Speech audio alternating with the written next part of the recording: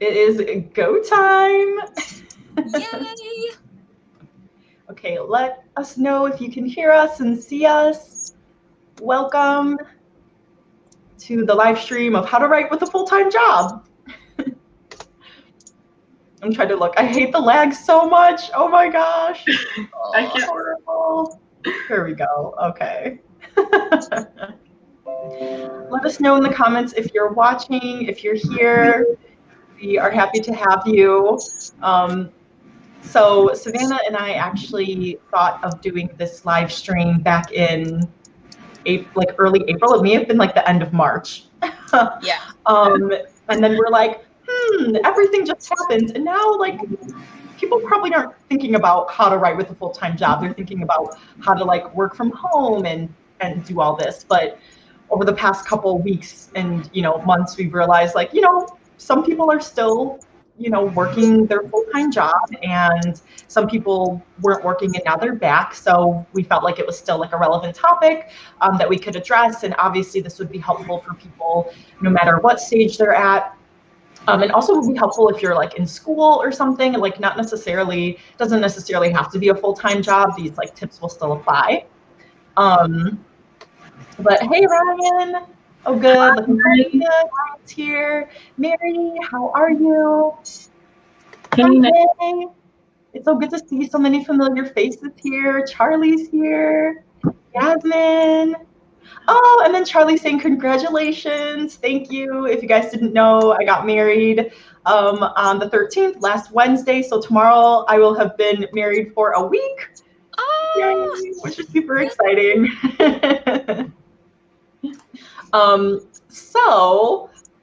Let's see. So we're going to first go into just introducing ourselves, like our schedules and, even what we write, where you can find us. And then we kind of have like an itinerary of different questions that we'll answer. And I invited Heather too in this once I was, thinking about doing this, because we're all kind of in different stages of our full-time job. Even though we all have full-time jobs, we've all been experiencing something differently these past couple months. So I thought it would be fun to include her too. Yeah, and then at the end, we'll go through a Q&A. So you guys feel free to throw in any questions near the end, or if you don't want to forget it, you can throw it into the comments and we'll answer them. We might answer them during the our little spiel as well. So, okay, so first thing, I gotta scroll up to what the first question's introduction. So if you guys don't know me, I'm Holly Davis, also known as WriteHollyDavis. If you're here, I'm assuming you know who I am, so thank you. But I write middle grade and young adult, mostly fantasy. I really don't have any other ideas other than fantasy at the moment. So yeah, so that's like kind of my main jam. So the stage of my publishing journey is I'm currently querying, but I'm also still writing. So I'm hoping to be traditionally published, and hopefully get an agent maybe this year. I don't know. The waiting is so long. And then if you guys don't know, my full-time job is a physical therapist. And my typical work hours, I work 8-hour days, Monday through Friday. But my hours vary. So there's some days where I work 7 to 3:30. Other days I work like 10:30 to 7. On Fridays I work 8:30 to 5. So I've got this huge mismatch of hours, but I am working 5 days a week, usually. We'll go into that later. And then Savannah. Yeah, hi guys. Thank you so much for coming tonight. I'm so excited to be here with Holly and Heather and you guys. And so I'm a writer, obviously an author of the Gwythinian and the Crevanian. It's hard to point because it's the opposite way. Those books back there are my books. And I'm also a writing journey consultant. I help people get unstuck from their writing when they get stuck in writer's block or they don't know what publishing option is the best for them time and stuff like that. And I'm also a dragon wrangler. I used to work as an exotic animal RVT, and right now I have a slightly less interesting RVT job, but I still work with animals, and this new job enables me to pursue my writing career more. So we might get into that more later, but I have a pet dragon who you can't see right now, who's recovering from recently breaking his face by biting my finger. So, fun fact about me. Oh, and then my schedule. At my old job, it was all over the place, all crazy hours. Who knew? And I was on call half the time, so it was crazy. But my new schedule, I'm able to go into work at 7:45 every day and leave at about 4:15. I have a half-hour lunch.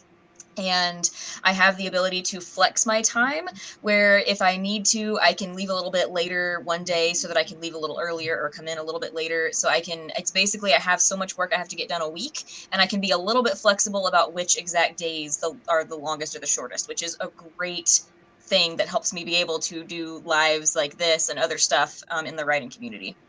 That is awesome. Yeah, I love the flexibility. I'm like, I need a job where people don't rely on me.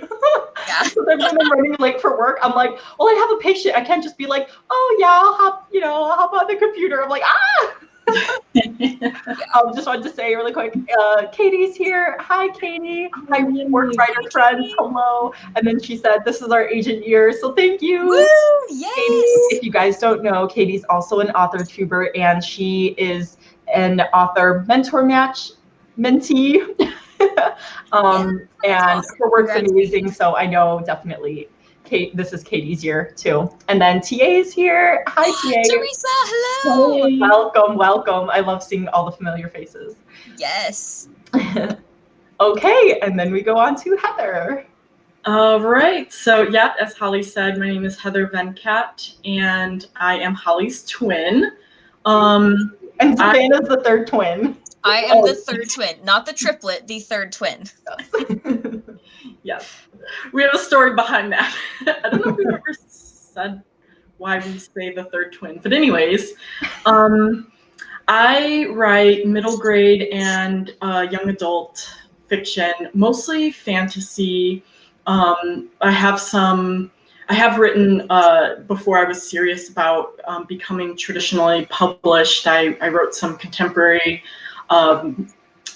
novels, and I have some contemporary ideas for the future, but right now fantasy. And as I kind of already alluded to, my stage of publishing journey is I am still in the query editing pre-agent trenches. So I would love to be traditionally published, and hopefully we'll see if it's Holly and Katie's year. Maybe it's my year too. Yes, I always say we just all need to like be debuts, and so I joke like, oh, we'll be like 2022 debuts. Because now I'm realistic and know, like, if you get an agent now, your book's going to come out in like 2022. Some people might come out in 2021, or 23, depending on your publisher. And I forgot to say, my two books are independently published, but I do want to be a hybrid author where I'm also traditionally published, and I'm going to start querying next week, because I have a big project I have to get done this week that I had to push back for other reasons. So I've got to finish that, and then I'm going to start querying next week, and I'm super excited. I wish that I was querying right now, but I have to wait. Yay, I won't be alone. Yes, I'm going to join you all in the query trenches. We can all be miserable together. I'm kind of like in the tail end of my querying, trying to edit a Bargo's Riddle so I can start querying again. So it's kind of like you're at the top, like you and Heather are like here, and I'm like down here. Aww. No, you're not. I say that in like I feel okay about it way. Like, Yeah, you've gotten really good experience with your querying for TCC. You've given me some really great tips that I would never have thought of, like things to like build into my first few pages and consider. Like I would never have thought of that. So like you've got the experience. Right. Yeah. From querying too, you do learn things. Just as an aside, I was listening to the Happy Writer podcast by Marissa Meyer, and she had interviewed Stephanie Garber, and I was like, yes, I need to listen to this one. So I listened to it today, and I had forgotten that Stephanie Garber had written 6 books before Caraval, and she had like moved in with her parents and was living with them for like 5 years, and they were just, so it's like, how does it look that she's in her 30s living with her parents, have written 6 books, like querying, failed querying, all this stuff. So I was like, yes, I'll be Stephanie Garber, Anyways, I know, Heather, you have to go into your schedule, but really quick, I want everyone in the comments to write down, I'm assuming you're here because you have a full-time job, but if not, let us know, what you're hoping to get out of this, and then what is your full-time job. So what is your, if you want to mostly be a writer, then your full-time job should be your side hustle. You'd be like, all right, this is my main thing, is the writing. Yes. Yeah, so my full-time job title, I kind of wear several hats, but the easiest way to put it is I'm Arizona State Public Health Veterinarian. So I sort of practice working on animals, but only as like a side thing, doing vaccine clinics. I'm mostly working in public health, the health department. And so my job schedule is kind of that typical, 8 to 5, 8:30 to 5, kind of whatnot, Monday through Friday, with exceptions as we will get into soon. Yes. I know, when I was looking at my job schedule, I was like, wait, what is that? I don't even know like what that is anymore. So it's really bad because it's making me not like lazier, but then going into work, I'm like, oh, I'm gonna have to like do this full time again. Like, okay. God. Ryan wants to get any ideas to balance work and writing, and he's a senior software engineer. Yes. So he's a smarty pants and makes the cash money flow. Oh, Charlie's contract is due to end this month after 9 months. Oh my goodness. But you've been on furlough since the beginning of April. Ugh. Yeah, that's rough. Yeah. Waiting on wages or unemployment. Takes forever / doesn't happen. Katie, oh, here to show your support. Thank you. You're so sweet. And you work in the environmental field, 8 to 4:30. Nice. And then you pick up the kiddo. Sounds like a good day. All right, so our second question is, how has your schedule / routine changed at all since quarantine, as far as commute, your schedule, job tasks? So my schedule and routine has definitely changed. Now my schedule is pretty unpredictable and I have less hours. So I'm usually salaried, but I became, once everything happened, I became non-exempt, which means I turned from salaried to hourly, which I was a little bit like angry about at first, because I was like, I didn't even know that could happen. I was like, I didn't know like they could do that, because I signed this contract that said salaried. Anyways, I'm not going to go into it. But anyways, so now I'm hourly, which makes sense. The good thing is, though, is that there are a lot of physical therapy clinics that have had to furlough their therapists, or they've let them go. And my CEO, the CEO of my company, actually, he just sent me this huge bouquet of flowers today. Oh. Yes, I got it. I got these flowers in the mail today, and I was like really scared. I'm like, oh my God, who are these from? I was scared because I didn't know. And then I was like, oh, it's from the CEO. That was really sweet of him. But oh my God, I'm like totally going off tangent. So I'm losing a train of thought. But he said that there was another big physical therapy company that's mostly on the East Coast, but they're only bringing like a third of their therapists back to work, and they're going to be grading everyone A, B, C. So if you're A, you will probably make the cut. And he's like, we're not doing that here. That's not how we work it here. So there's like 350 employees, mostly Illinois. There's some clinics in Wisconsin and Michigan, but we've all been able to keep our jobs. And there's only been single-digit number of therapists who have been like furloughed because it was better for their families. I know someone had baby a couple months ago, so I've felt lucky and gracious that I still have at least some hours, but I work between, like, my average has been like 12 to 15 hours a week. This week has been this week I'm like slated for like 12. So big difference from a 40-hour work week, you guys. And so that means like yesterday I was in the clinic for a couple hours. Today I didn't go in at all. Tomorrow I have one patient. Thursday I have a 30-minute video chat meeting, so I'm just going to be at home. And then Friday I have a couple patients. So it's just been very different to get used to, and it's been making my days more, because my day's random, it's been harder for me to like figure out a writing routine and staying on track with my goals. So, okay, sorry, that was really long. Very long-winded for some reason. Yeah, okay, no, it was fine. So my schedule has actually stayed the same because I work in a lab taking care of all the animals. I'm not involved in the studies at all. I'm just there to make sure that the animals are being treated appropriately, and I get people in trouble if they're ever not treated appropriately. So because we still have all the animals there, and this is, you know, absolutely not a situation in which I could bring the animals home temporarily, like definitely not that kind of situation at all. So me and all of my coworkers, at least most of them, I think all of us, have still had about the same schedule. We still go in at the same time for the same hours. So we've been really fortunate to be able to still have our jobs because of the nature of them. Like if we aren't there, you know, like somebody has to be there to take care of them, and there's, you know, they need all of us. So I feel very fortunate to still be able to have that job. There have been moments where I was like, man, I wish I was on quarantine so I could stay home and write. But I know it's not as easy as that, because I know it's stressful, and you worry about, you know, there's so much to worry about because the money's not coming in. And so, yeah, I know I'm very fortunate to still be able to have had that this whole time. So my schedule stayed the exact same. I think we have another question about what that actually is, right? So I don't need to go into like my writing around my work schedule right now. Yes, we'll go. Okay, so yeah, it stayed the same. I've been able to leave slightly later and get home slightly earlier because there was less traffic. So that's been nice. That's a perk. Yeah, but otherwise it's been really about the same. So awesome. Yeah. Yeah.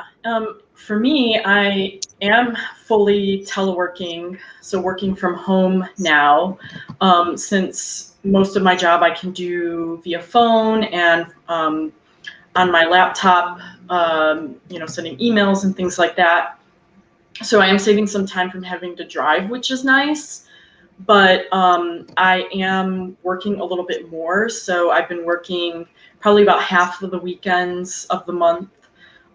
Because of the response, since I work in public health. And but the good thing is my job has sort of a rotation base put into place. So some of us can kind of be on 2 weeks, off 2 weeks, that type of thing. And so I do get some of my weekends back, but I have actually been working more, you know, since the quarantine. But I have been doing less traveling. So part of the one of like the job duties is going to conferences and like meetings, in-person meetings and things like that, and those have largely been canceled, so I haven't been doing any traveling, and so that's taken some time to get used to. But yeah, there are a lot of adjustments that I've had to make to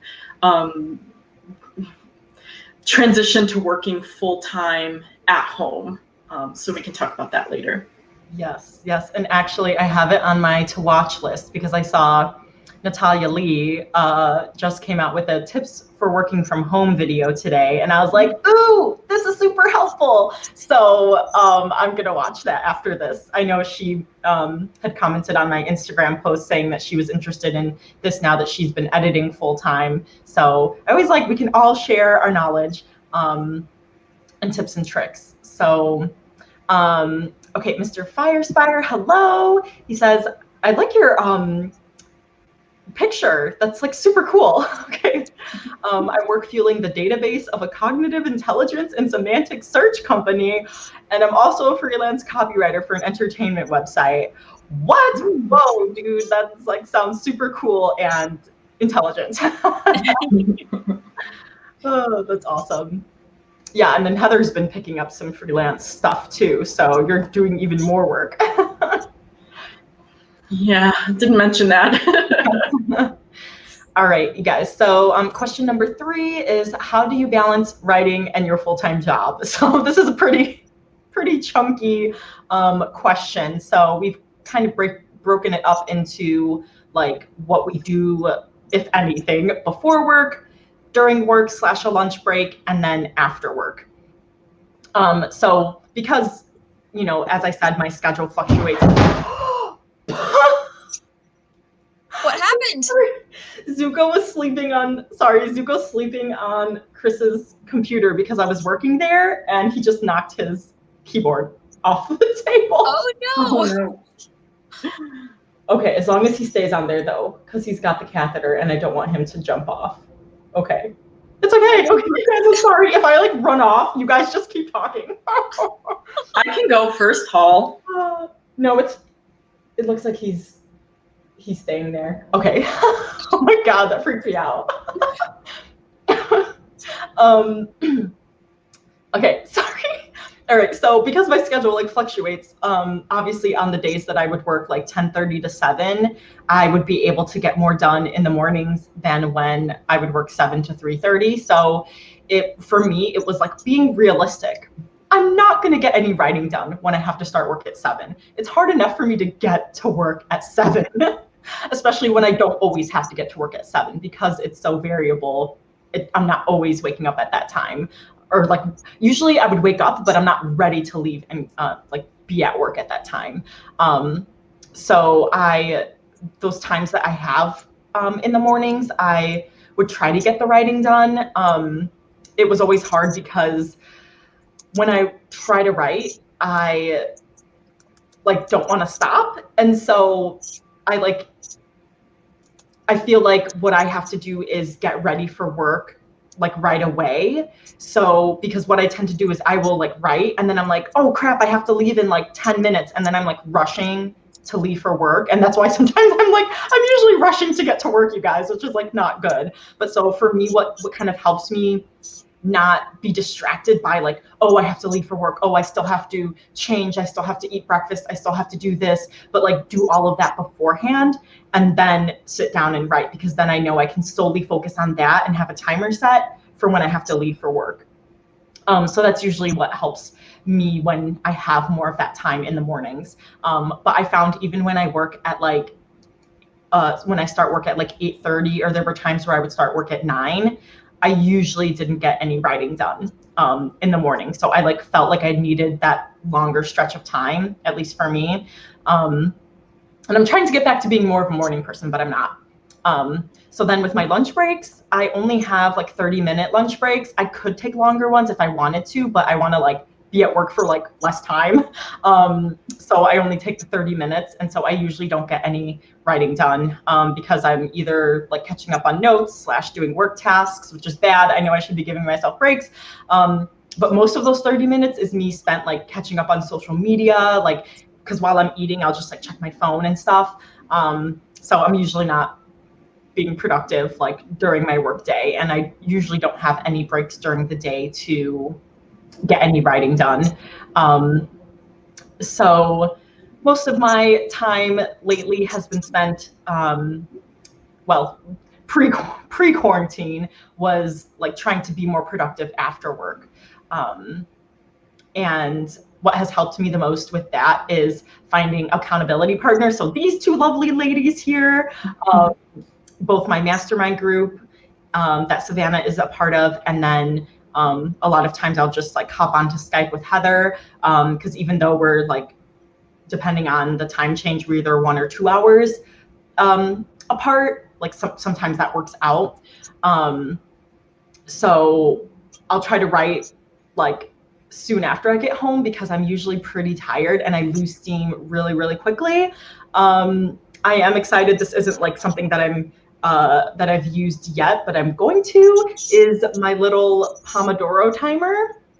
Oh, like the face. I know like the lighting's kind of bad, but he's like winking. No, it's kind of bad.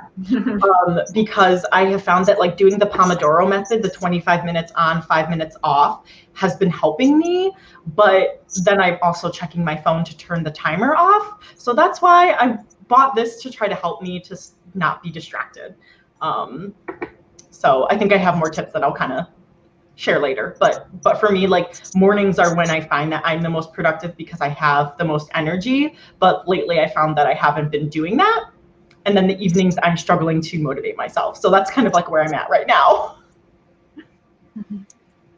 It's not like you had anything going on, like a wedding or like your cat going to the ER like the day before, you know, no life things going on. I know it's really hard because I want to keep up being productive, even when life throws curveballs at me. But yeah, it's just hard because I try to still do the same things no matter what's happening in my life, and I have to learn to be flexible. So yeah. Yeah, I like that. Oh, Charlie, poor thing. Oh, early worm or night owl. It's rare to adjust the body clock to switch. Yes, exactly.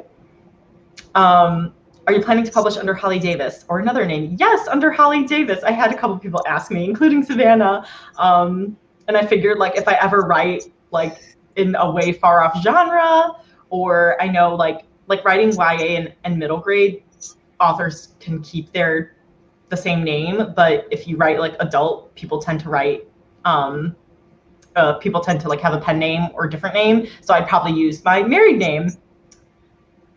And then Alley Cat just got here. Hi, Alley Cat. I love all the familiar faces. Woot.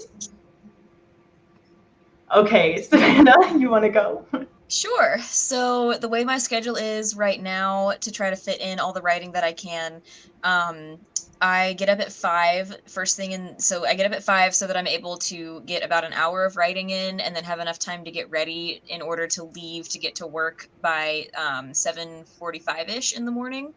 And then so I do an hour of writing. Sometimes it's writing or sometimes it's platform stuff. It just depends. But I schedule in my calendar usually the night before, which it will be, so that as soon as I get up, I don't have to like decide what I feel like doing. I can just say, well, this is what I'm scheduled to do, so this is what I'm going to do, because otherwise I can waste a lot of time like, oh, I could do this, and then I started like, oh, I actually feel like doing this, and then then it wastes a bunch of time. So I try to go ahead and schedule something in my calendar, and I'm so much more likely to do it if it's scheduled in my calendar. If I just think, oh, I should work on this, and I think about it, it's less cemented than if it's in my calendar. So I try to always have something in my calendar to do.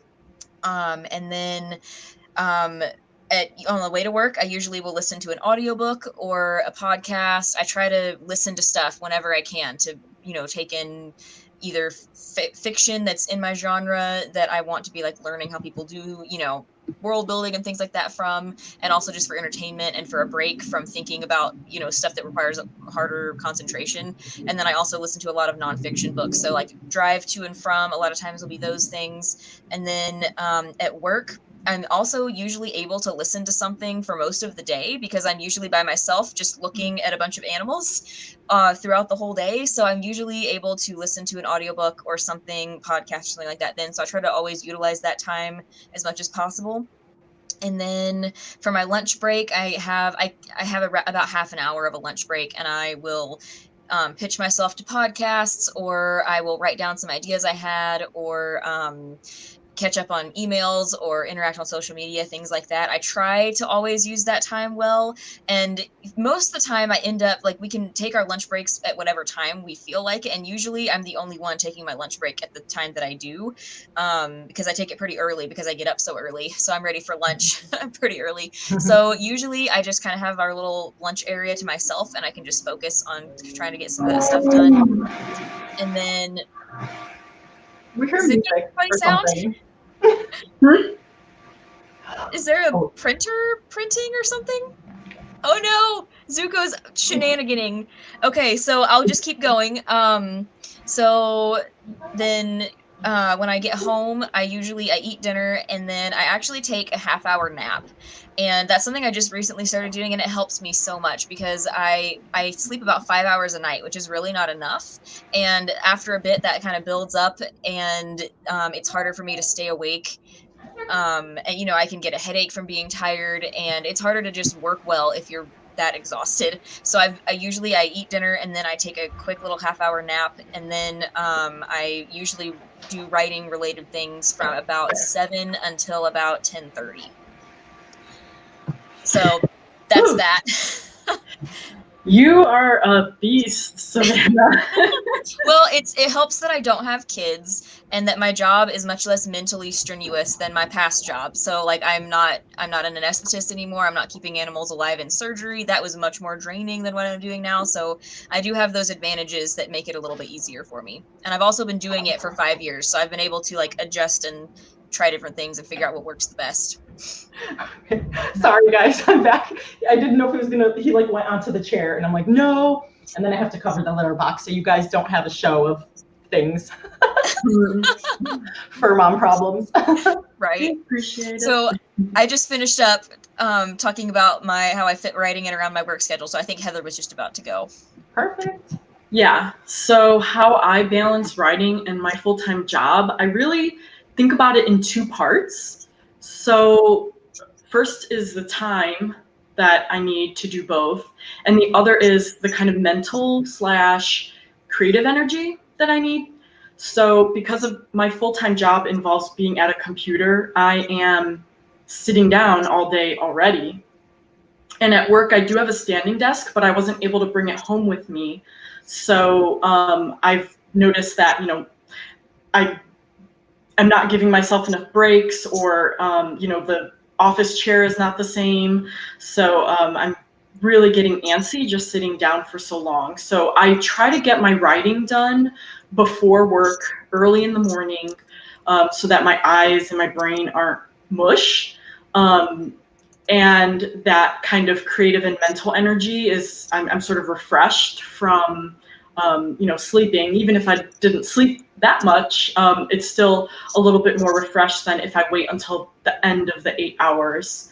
And over the years, I've really learned that, like, being an early bird, at least for me, being an early bird and being productive before the main part of the day kind of starts is really best for me because of those reasons. So I would say I rarely work during lunch. I mean, maybe occasionally I'll sneak that in, but and I don't really write in the evenings except when it's during like National Novel Writing Month or Camp NaNoWriMo, and I have a more sort of condensed and intense writing goal.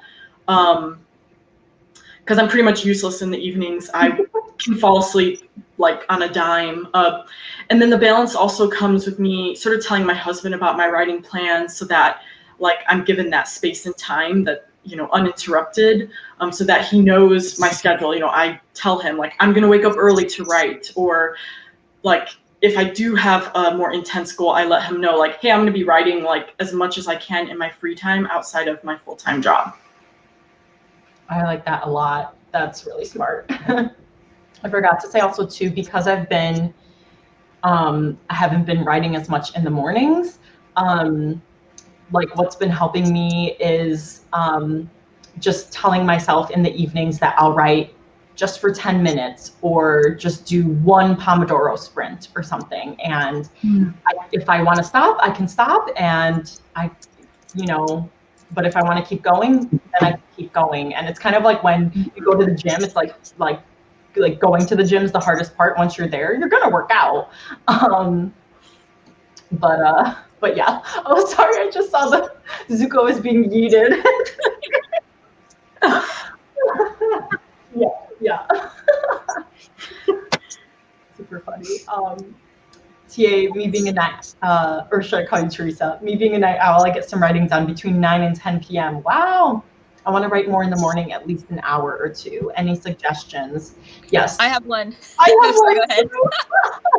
I mean, for me, when even there were times with the 10:30 days where I wouldn't get any writing in, and it's just because I don't go to bed early enough, so then I can't wake up early enough.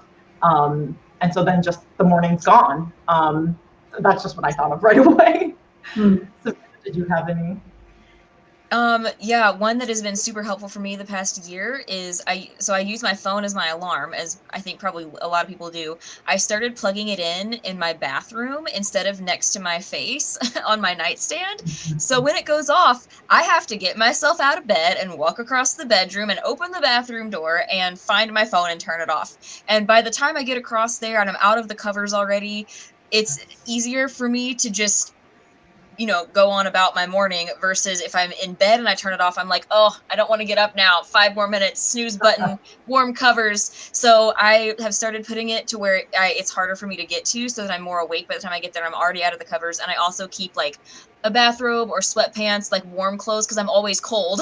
So as soon as I get out of bed, I want to go back under the covers. But if I've got like extra warm pajamas to put on over my other pajamas, then it's easier to stay up. So there's my tip.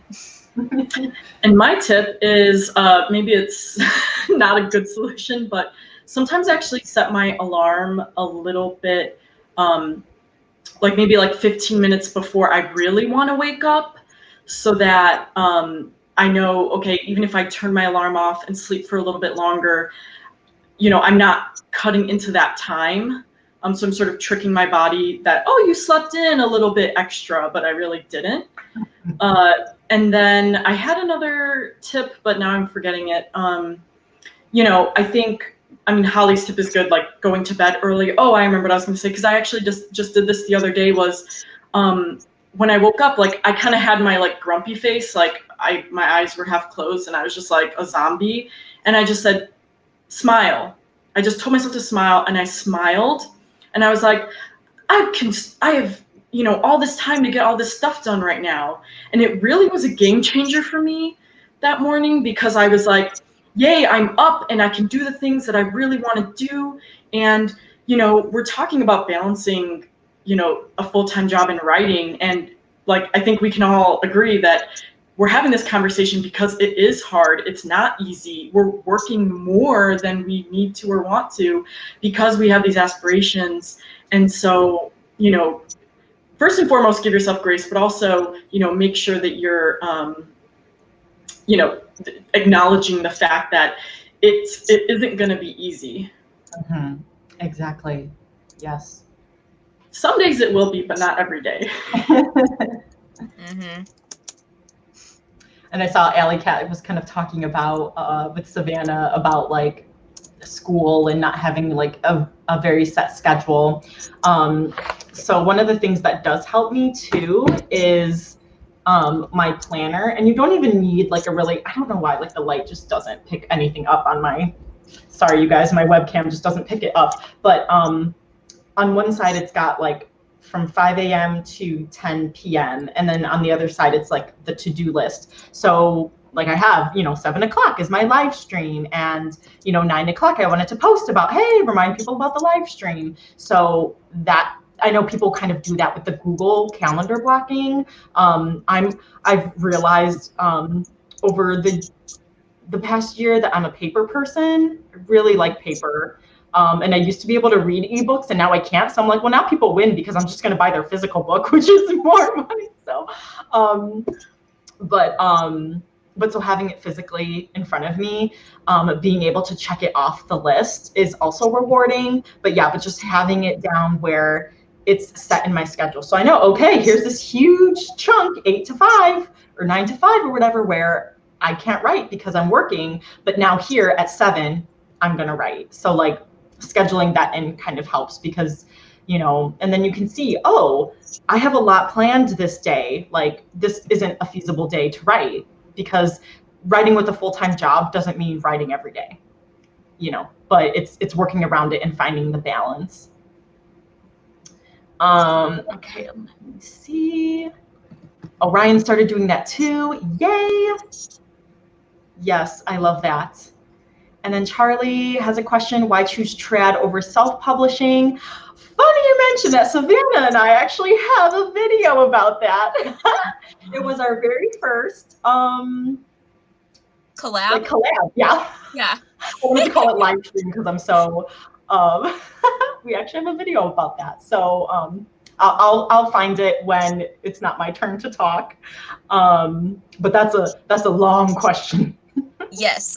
Also, though, I have a free 6 weeks of coaching that I'm going to pick 2 writers to work with me on. So I'm going to be doing the coaching for 6 weeks for free so that I can figure out how to teach well. And so 2 people get to enjoy that for free while I'm figuring out how to do it. And there's an application I'll grab the link and put it in the chat if that's okay, Holly. Is that okay? Yes, totally. Okay, awesome. But one of the things that I want to help people figure out is whether traditional big house, traditional small house, or self-publishing is the best for them based on their goals. Because there's really three. It's not just two. It's really three, because small press and big press have very different things. So I'm not going to get into that now, but I'll grab that link and throw it in here if you're interested in applying for that, because I might be able to help you kind of figure some of those things out. Okay.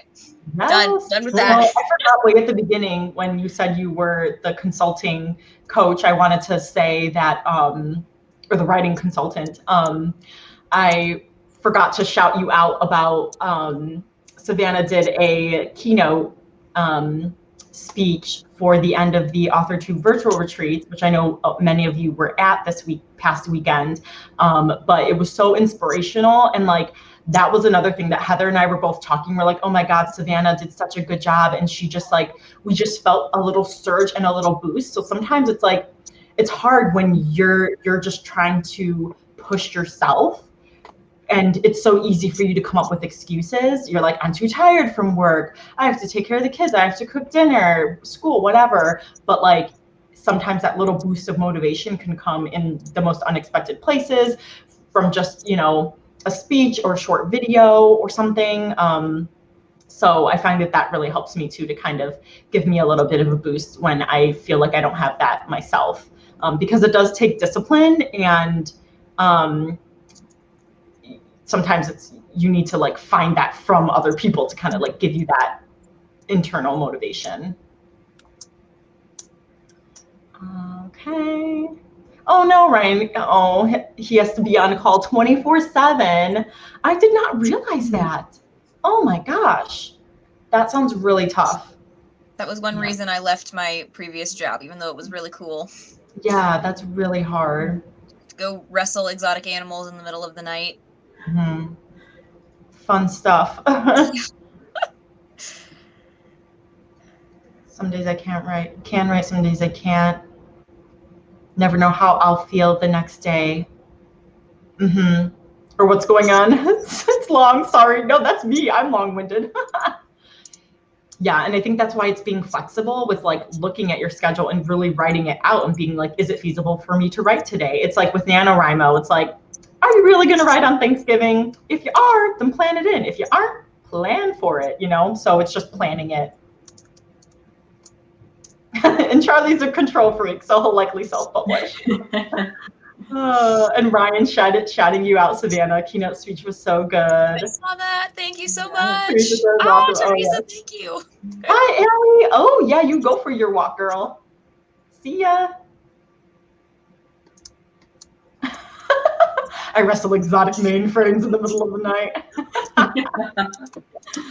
All right, so let's see. We have a couple more questions. So then really quick, because I know it's kind of relevant to it. I wanted to include this, is how has our like writing routines like changed over the years because of our jobs. So I just thought it was really interesting too, because it's given me some challenges because of the changes that I've had with my job. So I started a new job actually in 2 weeks. On June 3rd, it will be my 1-year anniversary of starting my new job. Yay, yes. But at my old job, very different. I had an hour lunch, and that was paid, or 30 minutes of it was paid. And I usually spent that time writing. So often, if you guys like haven't seen on my Instagram, all the pictures of me hiding away in a corner, like, because I just had that time to write since I had an hour. I also had a different patient population where I worked before. So we had a higher cancellation rate and a higher like no-show rate. So like no-shows is when they don't call and they don't come. So I had a lot more free time during the day to write, AKA work. So by the time I was done with work, I was either happy with the progress that I had made during work, because I actually might have gotten in a lot of writing, or I was so motivated that I was able to write even more because I wasn't as tired out from like patient care, because I'm also an introvert. So like if I'm seeing less patients during the day, then I have a little bit more like energy. So then I was able to write more. But and then also way back when I first started writing, I was working 4 10-hour days. So kind of like you, Teresa, I worked 10-hour days and I had Wednesdays off. So usually during the 10-hour days, I would not like write after work. I would either write during work and then not write after work. But then I would make sure that on Wednesday I would get in my writing. So I'd kind of play catch up. Let's see, I thought there was something else I was gonna say about the writing. Oh, I forget. If I remember, I'll come back to me. But I forget what I was gonna say. But yeah, just my schedule being changed is kind of it's still something that I'm adjusting to, even though it's been a year. So yeah. So my schedule has changed in a lot of ways that are really beneficial to my writing, which is one reason, or several reasons why I moved to this other job. It starts about the same time in the morning, so I still get up at the same time to work early in the morning, but the schedule is the same every day, and I have the flexibility to change it a little bit, to leave a little earlier, however I need to be, as long as I balance it out later in the week. And so I work 8-hour days, and it's wonderful, because at the other job I would work 10-plus-hour days, and if an emergency surgery decided to walk in at 6 o'clock because you couldn't walk in at 2 o'clock, then there was my whole evening gone. And so it was just so hard to plan anything. I would have to cancel like social plans all the time, and writing plans all the time, because emergencies would come in, and then you're in surgery for 2 hours. And so yeah, I intentionally moved to this other job in order to have a lot of it was for the better schedule. So I'm also, like I said earlier, less exhausted because I'm not keeping things alive in surgery all day. Like that, being an anesthetist is so much more stressful. And I've somewhat thrived on the stress because I enjoyed, making sure I had everything together and juggling everything. And like, I enjoyed that, but it also like it starts to weigh on you after a while. And it's exotic animals you lose in surgery more often because it's harder to keep a bird or a rat or a fish alive in surgery than a cat or a dog. So it gets harder sometimes. So that, and then like the longer days were just really hard. So moving to this new job has just helped my writing schedule so much and allowed self-care, because I definitely slept even less then and felt worse and was, much more mentally exhausted and headachy. And like, even like if you're over anesthesia all day, anesthetic gases, sometimes you get whiffs of it, even though it's like, it's supposed to not leak or anything like that, but sometimes you still like can get exposed to it, and that can give you a headache, and it's awful. Oh my God. So this job is much nicer for my mental health and my like exhaustion levels to be able to write in the evenings and stuff. So nice. Yes. Yeah. I can attest, Savannah always beasts. Like I'm like, you're working? Like I'm looking at the time and like, yeah, I'm always impressed. Also, really quick, welcome back, Alley Cat, and hey, Alicia.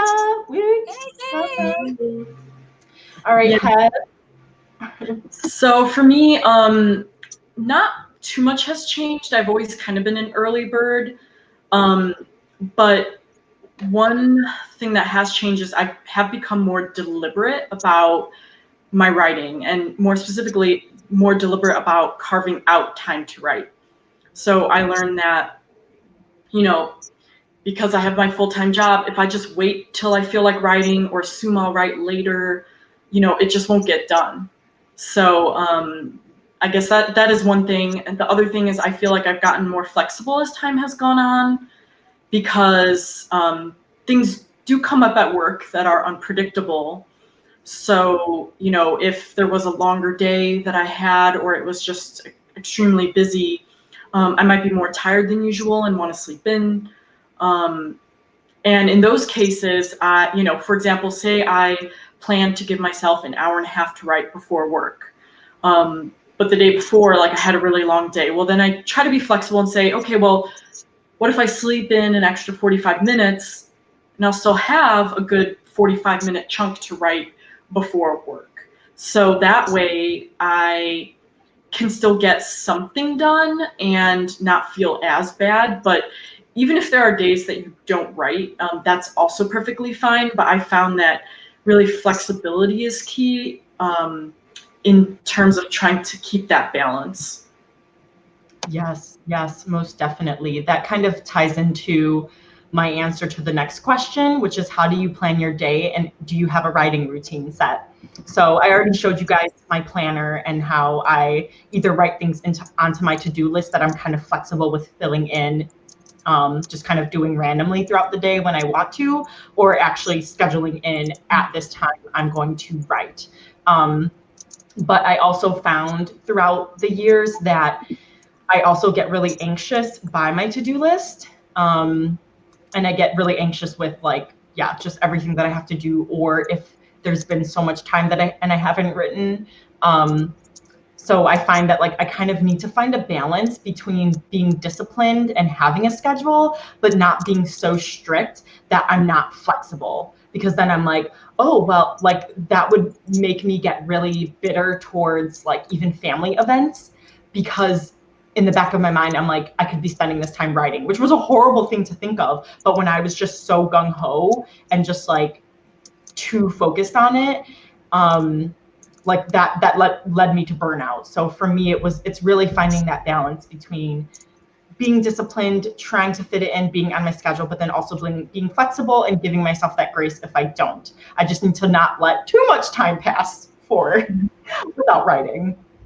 But that's been what's really helping me. And I know like since the quarantine, with my schedule being so weird, I haven't even been putting it down to do at certain times. It's just been like my main, like my mission critical, like the main thing that I want to try to do every day. And some days I'm not doing it, but I'm giving myself more of like writing goals, like daily writing goals and monthly writing goals, and then trying to kind of hit that overall, as opposed to necessarily scheduling it in right now, just because I know everything is so up in the air. And with like, oh, now I have to take Zuko into the vet. So like, oh, that took, oh, now 3 hours are gone. So like, it's me learning to be flexible with, you know, balancing work and life and writing. Sorry, I'm replying to a comment. Heather, do you want to go ahead and go? Yeah, sure, I'll go. Well, I haven't really used my daily planner habit tracker lately. They do kind of help me stay on track with what I want to get done for that day. But one thing that I've learned is that if I separate my writerly to-do list from my work / kind of life to-do list, I have a much harder time balancing my routine. So if I combine them, it actually makes it easier for me to really see everything that needs to get done that day, that week, that month, whatnot.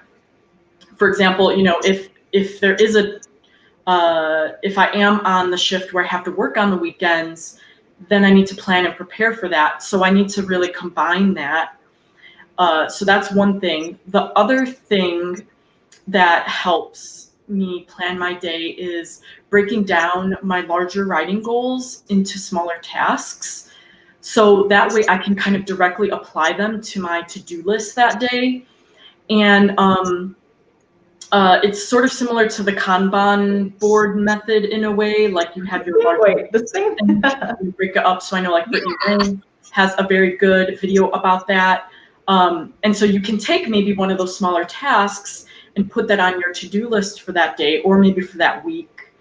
Because in the past, it used to be just write, but now it's more like try to write X amount of words or try to edit X amount of pages this day, because I know my larger goal is to, you know, have this draft completed by the end of May. Well, how many words do I have to write each day to complete that goal? Because otherwise, if I do just write, I'm going to get some writing done, but it's probably going to take me a longer time to finish, and it's going to be harder for me to balance work and writing.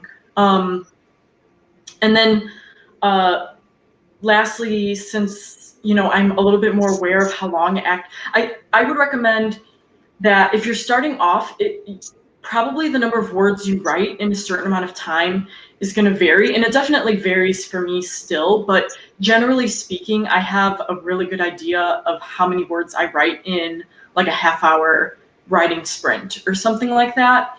So I can kind of better plan out my routine to accomplish my writing goals by knowing how realistic is this, if I have like a quick half hour in the middle of the day, what is sort of realistic, like how many words is realistic for me to write during that time or that type of thing. So those are some tips and tricks.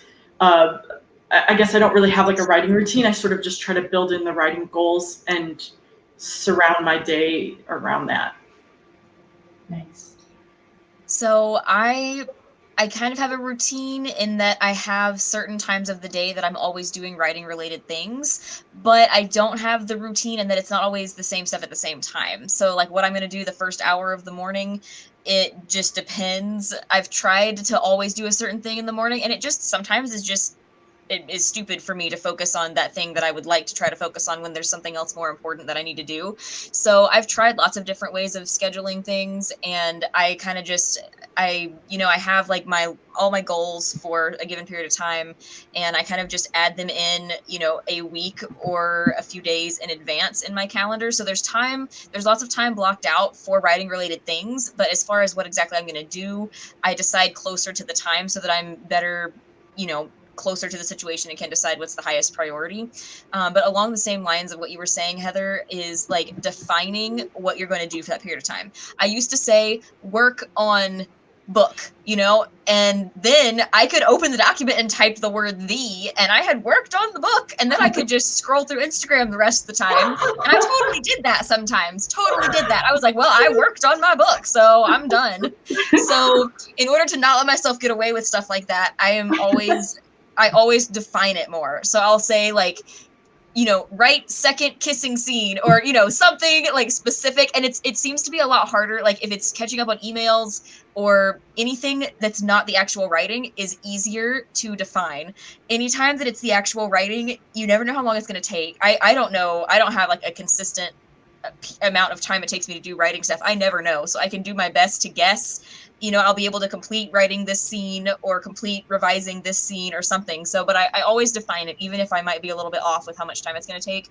I always define it. And then I know if I achieved it or if I didn't, and if I need to add to finish doing it to another place in my calendar. But if I know that I achieved it, then it's like, it's not like, oh, was I just making an excuse to just work on something? Or, instead of being like that, I can be like, yes, I got this done. Yay me.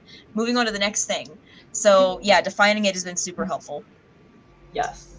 Yeah, I found too that the Kanban board that I'm using, like I broke up a Bargo's Riddle, the rewrite in 5K chunks, which I think I talk about. I'm coming out with a 10K writing challenge vlog because I did the 10K writing challenge about a week ago or a week and a half ago. And I'm coming out with my tips on my like top tips, and it's a collab with author Angela Ann, so that'll be fun. But anyways, I'm pretty sure tomorrow that I'm pretty sure in the vlog that I mentioned the Kanban board, so be on the lookout for that. So I kind of already answered this. How do you get back on track when you don't write as much as you want to? So for me, it really is giving myself grace and not beating myself up, which usually means I am ranting to other people and they put things into perspective for me. So like with Savannah, I was ranting last night about my frustrations, and she put things into perspective for me. And oftentimes I am venting to Heather and she says, well, at least you did this, or, like, and then Alicia too, who's here, she's like, give yourself some grace, girl, like, just, like, you're fine. Oh, she actually says, is that why you created the Happy Balanced Writer? Yes, and I feel like I need to visit it again. So the Happy Balanced Writer workbook, I used that to try to get out of my writing slump in, I think, December or January, and it helped a little bit, but now I haven't redone it since all of the quarantine stuff. So this is actually really good. I always forget that I have my workbook. Yeah, you should post it in the... Yes. Oh, I forgot. I was gonna look for that other video too. I'm gonna do these. I'm gonna do these things now, you guys. So But anyways, and then this obviously isn't ideal, but if I don't get any writing done during the week, I try to catch up on the weekends. But like to give myself some grace, and then hopefully that will give me momentum and build up momentum so that the next work week I can start getting back into being a little bit more productive. So that's what I do. So I think for me, the most important thing is to figure out why I didn't do it. Was I being lazy, or did I pass out after dinner and sleep for 5 hours because I was exhausted, or did something more important come up? Did I misestimate how much time it was going to take? Like sometimes, depending on what it is, like it may not be something that you need to address. You may just need to put it in your calendar for the next day or, you know, the next block of time. But some, you know, if I can figure out why, then I can address it and try to fix that from happening again. But I think it's really helpful to just make sure, like I was saying in the keynote the other night, to just make sure that you take time to appreciate the goals you do get done. Even if you don't get the 15 things on your to-do list done, if you got 3 of them done, that is great. You are moving forward, and it is worth, you know, it's going to make you be less productive if you just be upset at yourself for how bad you did by not getting those other things done. You will feel better and be more productive if you just focus on the stuff you did get done. So I think it's just so important to do that. And something else that I started doing, I don't know if you've ever heard of The 4-Hour Workweek by Timothy Ferriss. Such a great book. I've read it probably 5 times at least in the last 2 years. It's wonderful. But one of the things he talks about is your mission criticals. And he says you should have no more than 2 mission criticals a day. And the point of that is to help you prioritize. Because if you have 15 things on your to-do list, you're going to feel overwhelmed. It feels great while you're writing it out because you're like, man, I'm going to be so accomplished by the end of the day. I've done this many times, you know.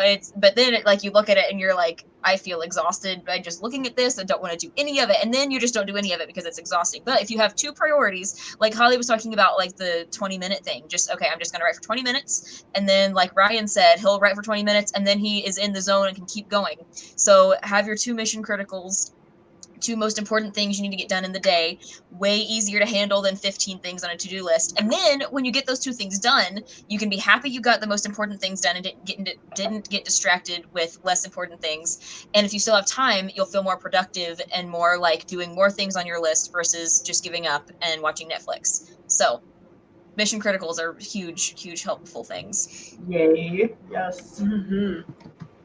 Yeah. So just to add on to what Savannah and Holly said, like if I don't write as much as I want to, I get back on track by, first of all, you know, I let myself have that time off because burnout is a real thing. But I'm a creature of habit, so I need to get back into it.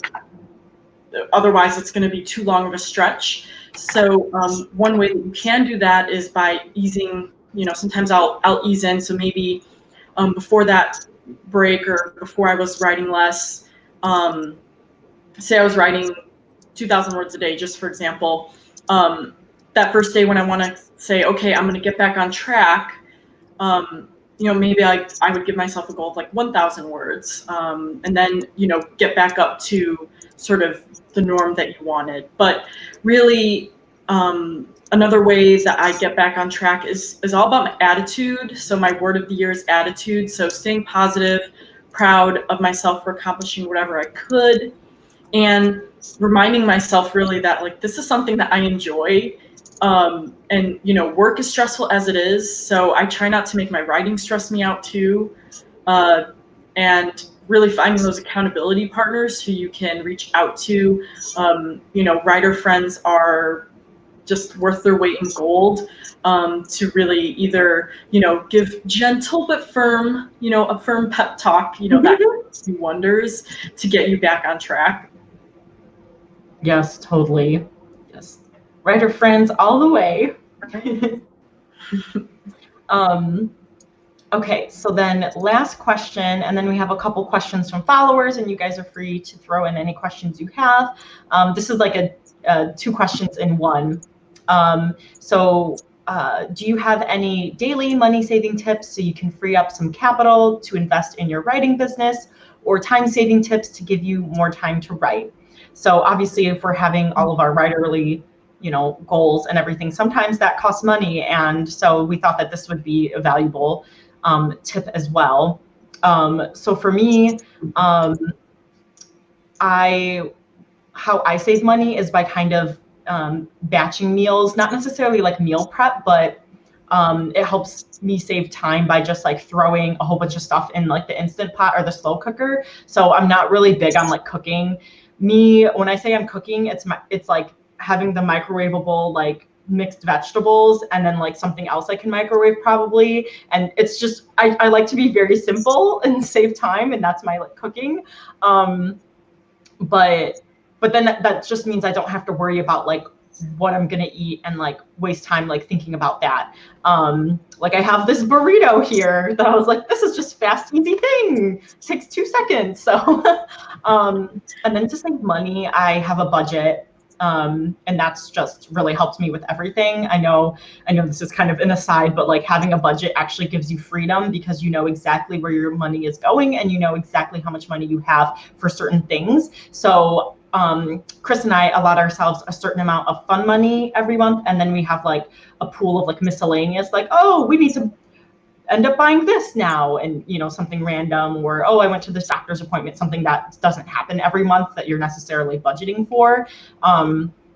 But so I have some of that flexibility then, so I can spend that on whatever I want, whether that's like a writing course or a book or something. So I found that that's helped me. Jenna Moresi actually has a video on like using Excel to create a budget, and she kind of breaks it down. Oh, so that can sort of help for those who are interested in that. Nice. My husband does an Excel budget for our like combined incomes to get everything shuffled around, and then I do my business money budget separately, but then our stuff is together in that Excel one. Cool. Were you done with your tips, Yes, Holly? yes, I'm done. Okay. So one gigantic, huge money-saving tip that just boggles my mind that people don't do this more is packing your own lunch. Like, I pack my own lunch every single day, and it just fascinates me that so many people who make the same amount of money as me or less in my job spend like $12 to $20 on a lunch.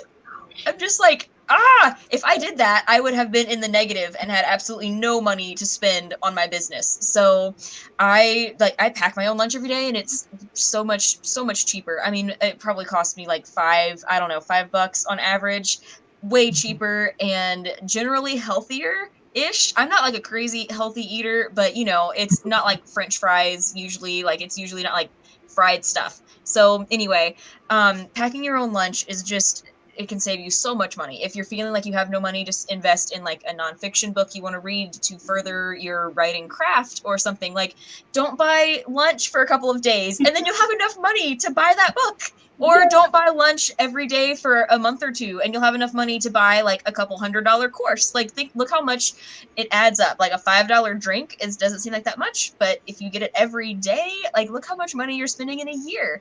And I'm not saying that you have to stop doing that for forever or anything. It's just that if you feel like you have no money to do something else you want to do, you can look at some other places where you're spending a lot of money where you don't necessarily have to, and then you could find money to do stuff you want to do that otherwise you wouldn't be able to do. So okay, I'll get off my soapbox about lunches, but all like other stuff you can do. You can even, if you were trying to do like really serious things to be able to afford something, cooking your own dinner along the same lines of the lunch thing, you can carpool or batch errand running so that you're not spending as much money on gas. And I'm not saying you have to do this. I'm just saying like desperate times call for desperate measures. If there's something you really want and can't afford it, there are things you can do. You can get rid of Netflix for a month. I know the audacity of me to mention this, but you can, and then you can save $15 1 month, just for 1 month, and then you'll be so much more productive because Netflix is not there tempting you, and you have enough money to buy a fiction book or a nonfiction book. Like $15 is like an average cost for a book. So okay, I'll stop with that. Time saving though would be anything you can listen to, like audiobooks, If you do like the Marco Polo app or voicemails, YouTube videos, anything like for personal or business, you can listen to that in your car. If you have a drive or if you have a long walk, if you're on your lunch break, you can listen to those things and still be investing. You can still like be being social if it's like Marco Polos or voicemails or something, but then you can also be like investing in yourself business wise or writing craft wise by listening to audiobooks or podcasts about useful things, just like for a half an hour car ride. It doesn't have to be anything intense, but that's something that is like a great way to like make double use of your time, to be like actually multitasking in a way that is beneficial. Let's see. I think that was pretty much the main thing. I'm looking at my notes here just in case I'm forgetting something. I know TV is like just a hard thing, but I pretty much don't watch TV by myself ever. And that's how I'm able to get a lot of stuff done. Usually my husband and I watch a TV show with dinner, and we watch a TV show together before we go to bed.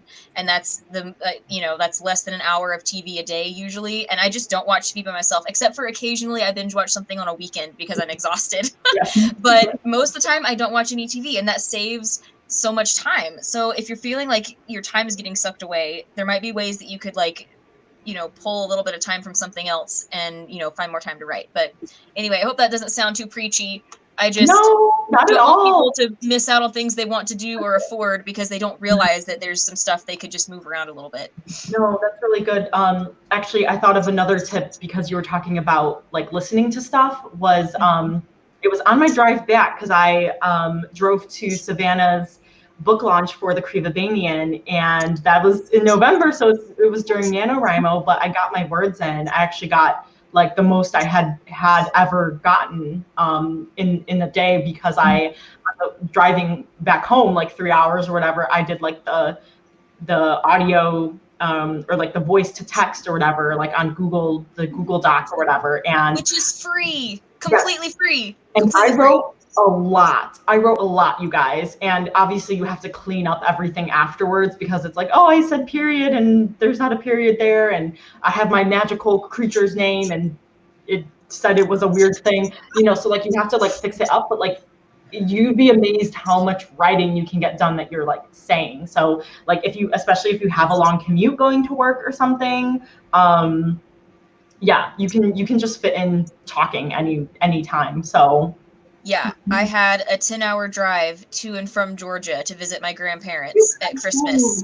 And I probably put in at least 2 hours of writing time during that because I shoved my phone like into my seatbelt so that I wasn't touching it.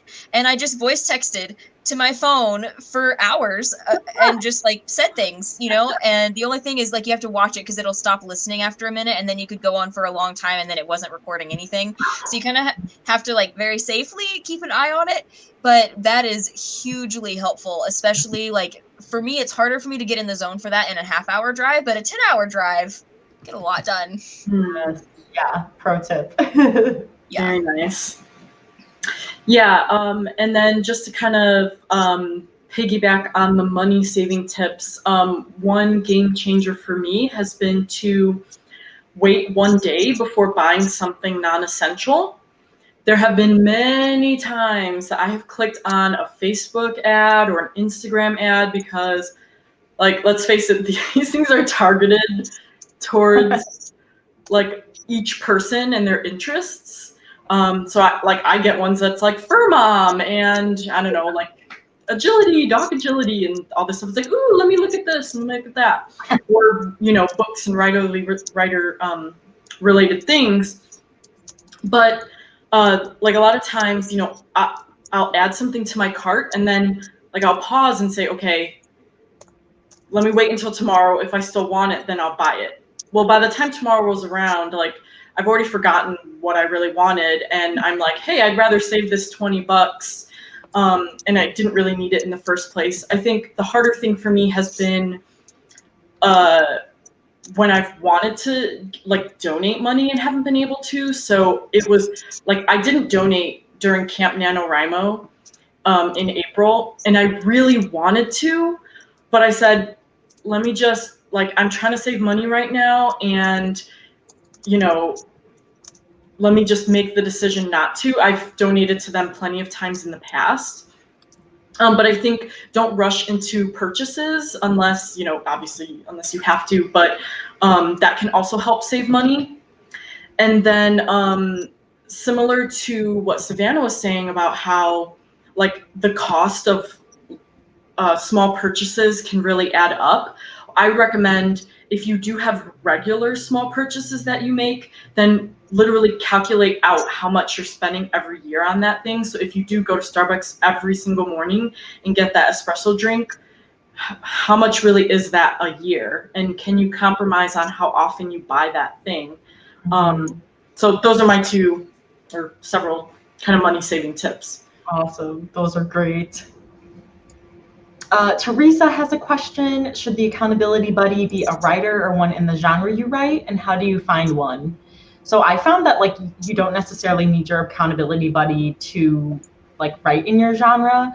I feel like having them be a writer would be more beneficial because they would understand some of your struggles, but even not necessarily that, because you can just have someone who, you know, maybe they're trying to, I don't know, work on their business, or they're trying to do something else productive. I know a lot of the like live streams I've had with like writing sprints, I'm like, you can be editing, you can be doing laundry, you could be doing chores, like you just want to be productive in this amount of time, and you can do whatever you want. So but I do find like it is helpful to be for them to be a writer, at least so that they'll be able to understand you, and you can kind of be like, I wrote this much, how much did you write, and kind of go back and forth with their goals, and they would understand like the progress that you're making. And then in finding them, like find your friends, find the people that you interact with the most on social media. People that are beta readers can become your accountability buddies. I know if you're a patron of any of like the author tubers, they have a lot of Discord groups with like writing sprints and things like that. So you can just find people on there. Like that's a really good place to look. Yeah, and Teresa, I was trying to write a response to this in the chat, and it was so long it wouldn't let me post it, and then Holly started addressing it here, so I just deleted what I was putting in there because it got too long, and I was like, oh, I don't want to try to like figure out what to take out. So to be more quickly, I'll just say it here. I think it can be helpful if they're a writer, but they don't necessarily have to be a writer if they are someone who is pursuing something that they're challenging themselves to improve on. Like, you want someone who's going to be a good influence on you and who is going to be working towards something, who you're going to feel bad if you show up to talk about your goals and stuff and they say, oh, I got this and this and this done, and you don't want to be the one who didn't get anything done or who, you know, fell behind or whatever. So you want somebody who's going to challenge you and make you feel like you really need to show up and have things done. Probably a writer would be best because they, like Holly was saying, they'll understand, you know, that your characters are real and, you know, the kind of stuff that other people won't get. But I would say even if, as long as you have somebody who's doing something that's challenging them, that they're working towards, you can share ideas for habits to put in place to help them reach their goals and stuff like that. I think it could still be beneficial if you're having a hard time finding someone who is a writer who can be an accountability buddy. Most definitely. Yay. Also, my very first. Oh, what? Oh, I was just gonna say, I don't think they need to be in the same genre. Yes. I think if they are, great, but it's not at all required because if you're having a critique partner, you might want someone in your same genre who can help you like look out for the kind of cliches you want to avoid in your genre, or make sure that you're putting the right kind of things in your genre. But for accountability stuff with habits and goals and stuff, I don't think it matters if they're in your genre. Yes. And I was going to say, one of my very first critique partners, who's still a critique partner to this day, was someone I found on the NaNoWriMo forums. So there is power in those forums too. And I found you guys on Instagram. I found almost all my writer friends on Instagram, and then local people I found on Facebook. That's Teresa, great. I think we've met on Facebook, didn't we? Or did we meet in person first? I don't know. Oh, that's cool. Yeah, Teresa lives in Indianapolis near me, actually. I don't know if you guys knew that. She and I have, when I do like in-person book selling events, she's often there with me selling her books with cool. Me. Yeah. That's awesome. Sorry, you guys know, I just realized, because I was like, oh my gosh, I'm becoming like more and more like orange. And then I forgot that I've got like the Flux app on my computer. So I don't know if I brightened up my thing. So I don't know if I look really washed out right now, because you look fine. Okay, because I kept upping the brightness. But I forgot that my computer, like it helps with like the blue light to like decrease eye strain. But like, so I'm like, oh my God, I'm so orange. And then I was like, wait, that's just what I can see. So, okay. Just wanted to make sure I didn't look like completely white and washed out. Nope. And yay, Alley Cat doesn't mind getting rid of Netflix. So nice. Convincing Family's another story. Oh, that's awesome. Yeah, I found that I don't watch as much like TV anymore. I just kind of have a couple shows, you know, when they come around during the year, I'm like, yes, I need to watch this. Okay, so my husband, oh, sorry, go ahead. Oh, no, I was going to go into the questions. I was just going to say like a random fun thing. If my husband has if he's traveling for anything, Leroy, my dog, and I have like a wine and cheese night. He helped me eat some cheese while I have like some crackers and cheese and wine, and you know, he just helps me eat the cheese, and we watch a bunch of TV shows like rom-coms because my husband's not into rom-coms at all. So every now and then, if he's gone, me and Leroy just watch a few rom-coms, and it's fun to binge watch stuff every now and then, but I try to just really do it not very often. Oh, that's cute. That's great. Yeah, I binged Riverdale season 4 in 2 days over the weekend, so it's okay because I don't have any other shows that I need to watch. I usually like get it out of the way. So, all right, you guys, Q&A time. We do have a couple questions from when I asked people on my Insta stories. So Liz Hend writes, oops, I should have kept it like in here, or I should have like put it in here, but she asks, how often do you have time to cook meals? Like I said, not much time because I'm not a big cooker. I don't like to cook. I like to keep things easy. So even when I'm like cooking, it's me throwing everything into an Instant Pot or a slow cooker, because then I don't have to think about it and I don't have to try too hard. So it's not so much for me like a money saving tip. It's just like I'm just not a big person who likes to cook. So, but that also kind of helps me save time, I guess, in a way. If I were cooking something every day, I think if you like did a big batch, then that would be more beneficial. Yeah, I always double up a recipe if I'm cooking because you can end up cooking almost daily or every other day. One thing I also try to do is I try to save my dinner leftovers for dinners and not for lunches, and have lunches be like sandwiches or that type of thing, because then you're just going to be cooking constantly. But also, like, my husband cooks and likes to cook, so if you have that sort of benefit, you know, you can maybe try to split up the cooking time with other people in your family. But if you're the only one, I mean, you could still try to create like 2 or 3 batches of that dish, and it'll be stretched out for however, you know, the whole week. If you won't get sick of it, but. So I actually I double up dinners too, but I specifically do it for lunches, actually, because I then spend less time packing lunch in the morning. So I always, I try to put dinner away, you know, like if there's enough for 2 of us, I try to put it in 2 containers rather than 1, so I can just grab my container and go.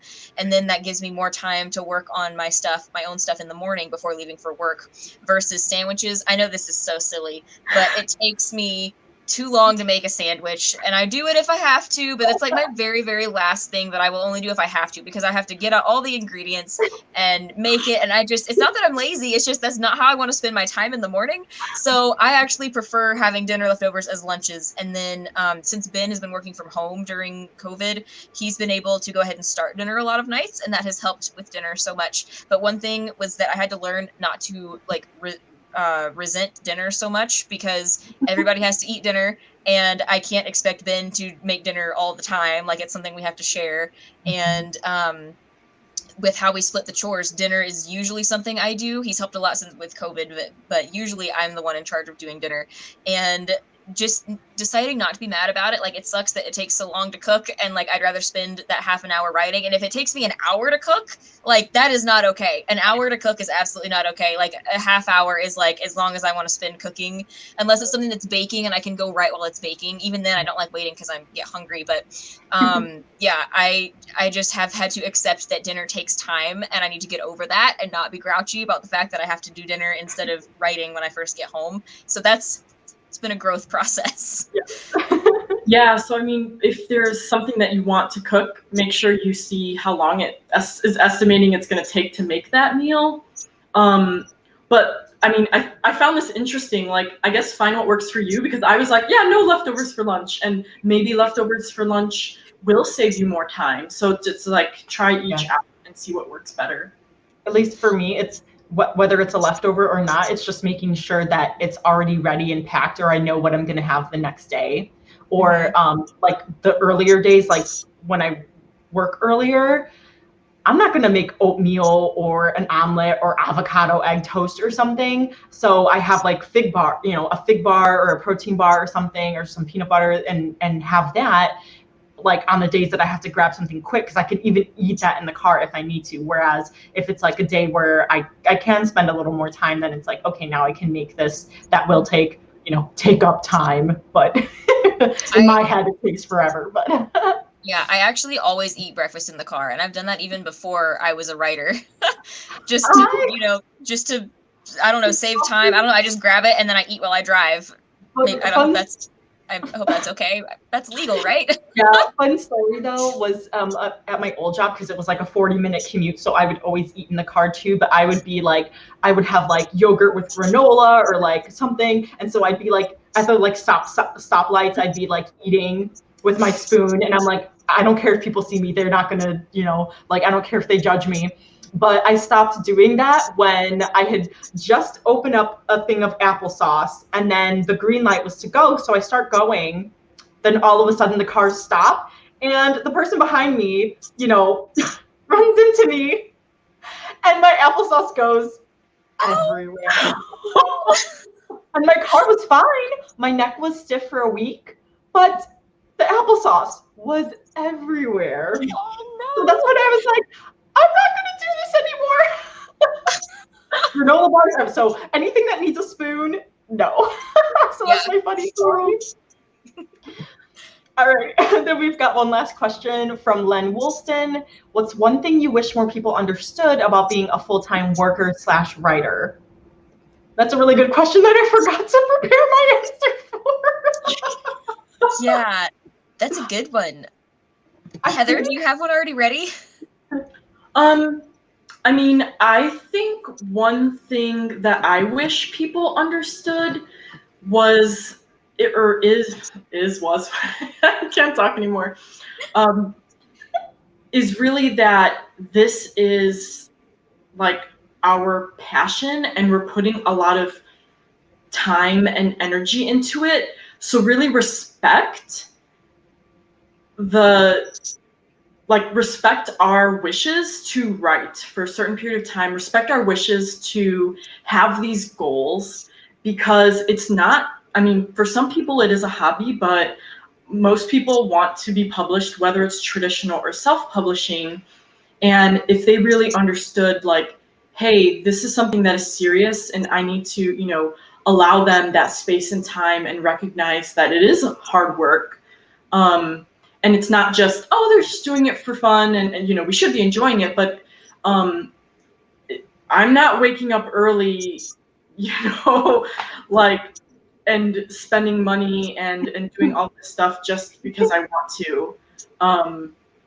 And so when we do accomplish something, like, that should really be celebrated, because there was a lot of work that went into it, and you can't just be, you know, this overnight success. It really is a labor of love, and I don't think most people understand that. They probably don't understand, like, why are you waking up early and spending more time writing, and why are you trying to do this? Like, I don't know. Yeah, that's a really good point. Yeah, I guess like I just lost it. Holly, do you have yours? Oh, sorry. I was listening to Heather's and I had it and then I lost it too, but I think, no, I remember because I know so I have my planner and I have everything and I check off when I do it. And there's sometimes I'm like, gosh, I barely got anything done. And then Chris will look at my schedule. He's like, what are you talking about? You did all this stuff, or or we made this joke over the weekend because usually I wake up earlier than Chris does, and I did all this stuff in the morning, and it was noon, and I'm like, oh my god, I'm so tired and thirsty and hungry, I need to eat, and then he was just like, what a lazy Sunday morning or something, and I was like what? I was like, and then so I think too, it's we try to, it's hard enough to balance work and everything else you want to do in life. So to fit in the writing, I think it's something that you have to, you have to celebrate it yourself too. You have to not be hard on yourself, but also realize you are doing a lot. And so, I guess if other people realize that I don't know. I guess it's a similar answer to Heather because I felt I really resonated with that. I think part of weaving into that is having other people have a little bit of empathy towards us, because if you're trying to write and you're working full time, or even if you're not working full time and you're trying to be a writer, I mean, it's hard. So it's a lot of times the outside perspective might be, well, you put this on yourself. You gave yourself this goal and you're stressing yourself out trying to meet this goal. Why are you stressing yourself out? Why are you doing all of these things? And it's it would be nice if they had a little bit of empathy to say hey, I recognize you're working really hard and you're just trying to push yourself and reach your goals. And I admire you for doing so much. Maybe that is part of it. Exactly. I love that. Yeah. And kind of along the same lines, I think one really hard thing is when you have some really exciting news and you tell somebody who's not a writer and they don't get excited. It's how dare you not be excited about this great news? Well, it's you were I wrote 10,000 words. Well, how many pages is that? I don't know. And I was telling somebody, I recently had, I pitched a blog post to a big company in the writing world, and I'm not going to say who yet because it's not officially published, but they loved my outline, and then I wrote the post in a day, 2,000 words in in an afternoon, and sent it to them, and they loved it. And I told some people, and they were like, oh, I've never heard of them. Who are they? And I'm just like, it's fine. It's not a big deal at all. Just forget about it. I'm whenever I've gotten to where whenever I have good news, I like to hold on to it for a hot minute and just be excited by myself, because I don't want to tell anybody about it and then have them not be excited and then dampen my excitement. Yeah. So, because I maybe shouldn't rely so much on other people to be excited for me, but I guess if you tell somebody and they're not excited, it does affect how excited you are and how how good it feels that you accomplished something. So when cool writer things happen, I mostly only tell my writer friends because they understand, and they'll be excited with me. So does that answer the question? Yeah, it does. Yes, okay. I would say it does. Yeah. Let's see what Ryan says. One thing I do is if I spent a lot of time making something, I try and make a meat that I can repurpose into another meal and probably lunch too. Oh, I love that. Yes. Mm-hmm. So that's making a big thing of rice or something that you can use for different meals and stuff. So I love that idea. We'll have to break your bread sometime. You haven't had any bread toast in a while. I'm missing my sourdough loaves. And I think the way I approach is that I wouldn't judge you for getting up early on a Saturday because you want to go to the flea markets. Please don't judge me because I want to spend my time writing. Yes. Yeah. That is so true.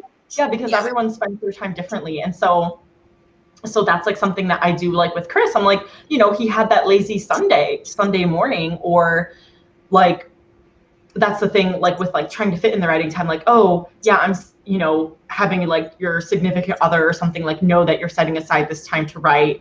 And then so sometimes Chris will ask me he'll be after work, oh, are you gonna write? And I'm yeah, did you want to do something together? He's like, no, I just wanted to like play video games with my friends. I just wanted to make sure that you didn't want to do something. And I was like, yeah, no, I'm good. So like we go through our separate things. So somebody said, like, do you want to do something? No, I just wanted to make sure you didn't want to do something. Oh, okay, good.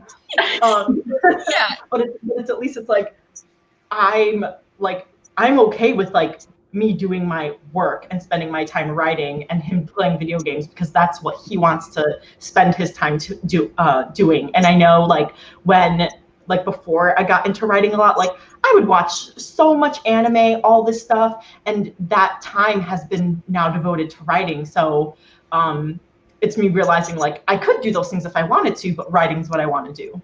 Mm-hmm. Mm-hmm. Yeah, I had like Ben and I are the same way. Like we eat dinner together and then we don't see each other for the rest of the night until we go to bed because we each have our own stuff that we want to do. And fortunately, neither of us has a problem with that because, you know, neither of us, like, I guess quality time is not necessarily either of our top love languages, you know? Mm-hmm. So if your partner is like needs to spend time with you to feel loved, then you might have to figure out a way to, you know, have more time that you spend with them rather than writing, or maybe even like sit in the same room and work on projects together so you can both still get stuff done but be doing it together or something like that. But one of the earliest like things I learned in marriage that I always write on like the little popsicle stick whenever they're like, you know, throw in a tip for the new married couple, like one of your marriage tips. This is the thing I always say. And it's just like when we first got married, Pops, like Funko Pops were a thing.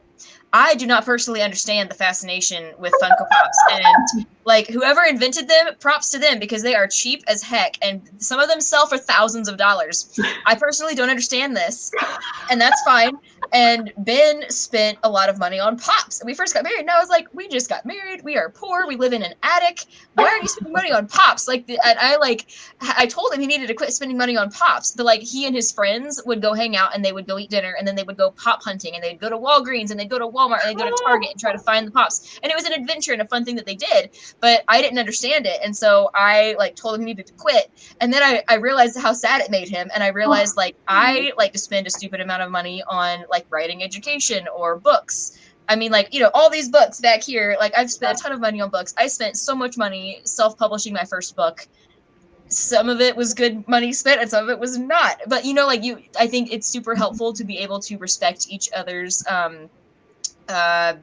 hobbies or, you know, pursuits. And like I don't have to understand, like I have never played a video game hardly ever in my life, and like I am not a huge video gamer, and if you handed me one, you would, you know, it would be very bad. But video games, and I now understand like that's just what he likes to do. And so yeah, hopefully that made sense. I lost my train of thought. No, it totally makes sense. Yeah, I mean, like everyone spends their time and money differently, and it's on whether it's your passion or just like your the things you like to do for fun. So, and you don't have to understand what that is, but you understand how it feels because you have that passion about something else. And it is frustrating when people don't understand that for you. But right, exactly. You know. Yeah. Brian, it's harder to buy bread flour than hand sanitizer and toilet paper. Oh no. Oh, Charlie's a Funko Pop collector. Case over 100. Oh my gosh, that's so much fun. I don't know how many Ben. At one point, Ben had over a wall full. Like this wall that you can't see that is one of my bookshelves was full of Pops. Wow, 52. Oh man, I'm gonna have to get a Funko Pop. I don't have any. I wanted the How to Train Your Dragon one, but yeah, Ben I guess has those. I spend my money on food, and I used to spend my money on clothes a lot, but now it's just food and my pets. So, and books. Yeah. Winning. Okay, you guys, are there any more questions? I know I always like. We're like, oh, we'll go over an hour. Psh, we'll be good. It'll be about an hour or so, and here we are. I always underestimate the amount of time it takes to go through these, you guys. But thanks for sticking with us. This has been a lot of fun. Do you guys have any more questions before we go? And feel free to, if you guys like think of a question or something later, like this live stream will be up, so feel free to write it in like the regular comments, like not just in the chat, and I'll answer it. Thanks for joining us. Yes. I had fun. Thanks for having me, Holly. Yes.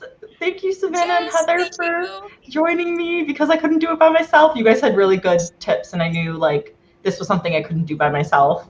So Yeah, and if you guys enjoyed this video, maybe share one of the tips you learned with your other writer friends, and maybe like shout out Holly's video in your Instagram stories or something. oh, thanks. So other people can, you know, also learn some stuff. And if you haven't liked the video already, like the video to help Holly's channel. Thank you.